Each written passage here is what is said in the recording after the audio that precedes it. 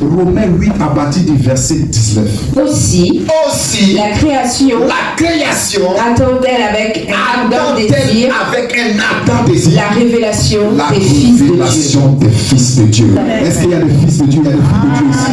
La Bible dit la création attend de cette gloire-là ta révélation. La création, c'est tout ce qui est autour de toi. La création, c'est ta famille. La création, c'est ton quartier. La création, c'est ta nation. La création, c'est le monde entier. La création, c'est tout ce qui a une existence. Parce que tout ce qui existe a été créé par Dieu.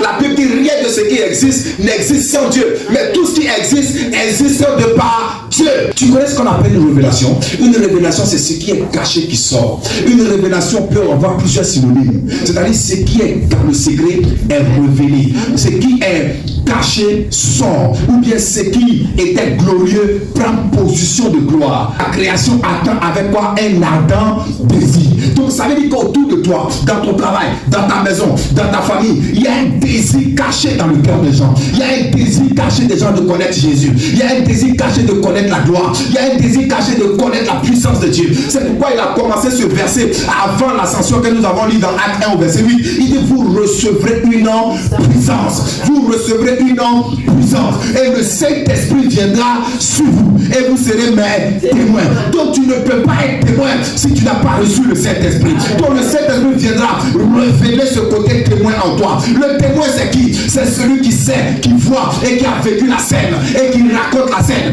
Parce que lorsque le témoin parle, le juge regarde et il valide ou invalide la condamnation ou l'inculpation ou l'innocence de celui qui est accusé. Alors qui est l'accusateur? C'est le diable. La Bible l'appelle dans l'Apocalypse l'accusateur de nos frères. Il accuse tout le temps. Mais aujourd'hui, tu dois témoigner pour qu'il arrête d'accuser ta soeur. Tu dois témoigner pour qu'il arrête d'accuser ton frère. Tu dois témoigner pour qu'il arrête d'accuser ta famille. Et ce témoignage, il est en toi par l'Esprit de Dieu. Il est en toi par l'onction de Dieu. Puisque la création attend ta révélation. La création attend ta lumière. La révélation, c'est la lumière. La révélation, c'est la lumière. Psaume 119, verset 130. La révélation de ta parole est claire. Amen.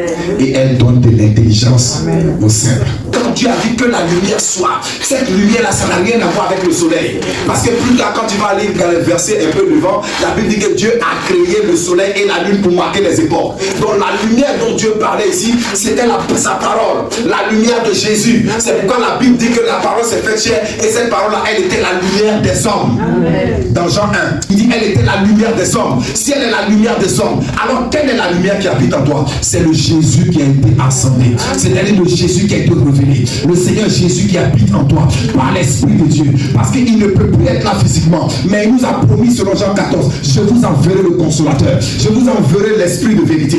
Il vous enseignera toutes choses. Il vous conduira. Il vous montrera. Donc l'Esprit de Dieu en toi te donne d'être révélé. Je prie et je déclare sur la vie de quelqu'un qu'en 2026, que tu sois une révélation pour ton entourage. Je dis que tu sois une révélation pour l'église. Que tu sois une révélation dans ces derniers temps. Que tu sois une révélation pour ta famille. La Bible dit, Dieu dit qu'il va révéler sa gloire dans les derniers temps. Et tu fais partie de cette armée dans le nom suprême du Seigneur Jésus-Christ. Si tu me dis Amen fort, tu le sois au nom de Jésus. Parce que lorsque Jésus montait, c'est là qu'ils vont voir la différence entre eux et Jésus. Oui, ils ont mangé ensemble. Oui, ils ont travaillé ensemble. Oui, ils ont dansé même ensemble. C'est pourquoi je prie pour quelqu'un aujourd'hui. Il faut qu'entre toi et les païens, on voie la différence. La Bible dit dans les derniers temps, on saura qui c'est Dieu, qui ne sait pas. Il faut qu'entre toi et le païen, on voit la différence. Parce que pendant que le païen est là, il faut que Dieu t'amène dans un niveau élevé. Pendant que tes associés sont là, il faut que Dieu t'amène dans un niveau élevé. Pendant que les collègues sont là, que ce soit au travail, à la maison, partout, il faut que l'onction t'amène à un niveau élevé. Ah, toi qui dis Amen, je prie que l'Éternel te mette au-dessus des autres. La Bible dit dans le livre d'Ésaïe chapitre 2 qu'il arrivera dans la suite des temps que la montagne de l'Éternel sera placée au-dessus des autres montagnes. Je déclare sur quelqu'un qu'en 2026 tu sois placé au-dessus des autres montagnes, tu sois placé au-dessus des gens de ta famille, tu sois placé au-dessus des gens autour de toi, tu sois placé au-dessus de tous les combats, tu sois placé au-dessus de tout. Parce que l'aigle n'a pas peur de la tempête, mais l'aigle vole au-dessus de la tempête. Je t'annonce une onction qui t'amène au-dessus. Je t'amène une ascension qui t'amène au-dessus. Ah, tu te lèves, tu me dis Amen, tu reçois au nom de Jésus. Jésus dit, je suis la résurrection et la vie. À partir du moment où la résurrection et la vie sont en toi, la sorcellerie ne peut pas te tuer. Les démons ne peuvent pas te tuer. La maladie ne peut pas te tuer. Oui, elle peut t'atteindre. Mais la Bible dit, Dieu relève toujours ses enfants de la maladie. Car le malheur atteint souvent le juste, mais l'Éternel l'en délivre toujours. Donc tu sortiras toujours de la maladie. Tu sortiras de piège de la sorcellerie. Tu sortiras du filet de l'oiseleur. Tu sortiras de la prison de l'échec. 2026, aucun esprit ne t'emprisonnera. Mais tu glorifieras Dieu. Tu célébreras Dieu. Tu annonceras la gloire de Dieu. Il a dit dans sa parole, tu ne mourras pas. Tu vivras et tu raconteras les merveilles de l'Éternel. Répète après moi, je ne mourrai pas. Je vivrai et je raconterai les merveilles de l'Éternel. Est-ce que tu es mort?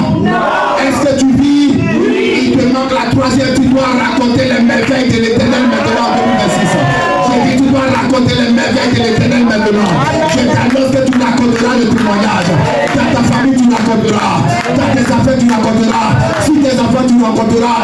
Dans tous les projets, tu raconteras. Dans le nom de